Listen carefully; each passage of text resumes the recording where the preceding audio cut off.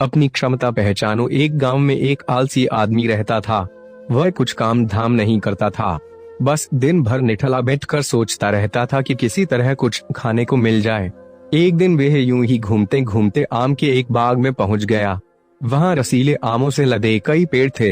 रसीले आम देख उसके मुंह में पानी आ गया और आम तोड़ने वह एक पेड़ पर चढ़ गया। लेकिन जैसे ही वह पेड़ पर चढ़ा, बाग का मालिक वहां आ पहुंचा।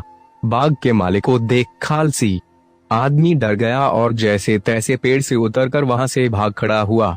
भागते भागते वह गांव में बाहर स्थित जंगल में जा पहुंचा। वह बुरी तरह से थक गया था, इसलिए एक पेड़ के नीचे बैठकर सुस्ताने लगा। तभी उसकी नजर एक लोमड़ी पर पड़ी। उस लोमड़ी की एक टांग टूटी हुई थी और वह लंगड़ा कर चल रही थी। लोमड़ी को देख खालसी आदमी सोचने लगा कि ऐसी हालत में भी इस जंगली जानवरों से भरे जंगल में ये लोमड़ी बच कैसे गई, इसका अब तक शिकार कैसे नहीं हुआ। जिज्ञासा में वह एक पेड़ पर चढ़ गया और वहां बैठकर देखने लगा कि अब इस लोमड़ी के साथ आगे क्या होगा। कुछ ही पल बीते थे कि पूरा जंगल शेर की भयंकर दहाड़ से गूंज उठा, जिसे सुनकर सारे जानवर डरकर भागने लगे। लेकिन लोमड़ी अपनी टूटी टांग के साथ भाग नहीं सकती थी, वह वहीं खड़ी रही। शेर लोमड़ी के पास आने लगा। आलसी आदमी ने सोचा कि अब शेर लोमड़ी को मारकर खा जाएगा, लेकिन आगे जो हुआ वह कुछ अजीब था। शेर लोमड़ी के पास पहुंचकर खड़ा हो गया। उसके मुंह में मांस का एक टुकड़ा था, जिसे उसने लोमड़ी के सामने गिरा दिया। लोमड़ी इत्मीनान से मांस के उस टुकड़े को खाने लगी। थोड़ी देर बाद शेर वहां से चला गया। यह घटना देख आलसी आदमी सोचने लगा कि भगवान सच में सर्वे सर्वा है। उसने धरती के समस्त प्राणियों के लिए, चाहे वह जानवर हो या इंसान, खाने पीने का प्रबंध कर रखा है। वह अपने घर लौट आया। घर आकर वह 2 से 3 दिन तक बिस्तर पर लेटकर प्रतीक्षा करने लगा कि जैसे भगवान ने शेर के द्वारा लोमड़ी के लिए भोजन भिजवाया था, वैसे ही उसके लिए भी कोई न कोई खाने पीने का सामान ले आएगा।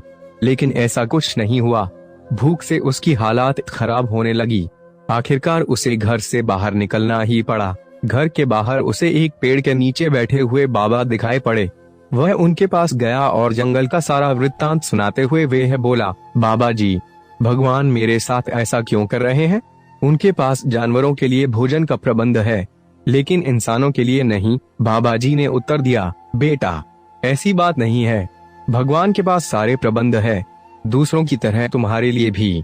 लेकिन बात यह है कि वे तुम्हें लोमड़ी नहीं शेर बनाना चाहते हैं। सीख हम सब के भीतर क्षमताओं का असीम भंडार है, बस अपनी अज्ञानतावश हम उन्हें पहचान नहीं पाते और स्वयं को कमतर समझकर दूसरों की सहायता की प्रतीक्षा करते रहते हैं।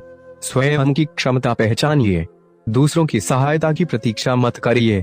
इतने सक्षम बनिए कि आप दूसरों की सहायता कर सकें।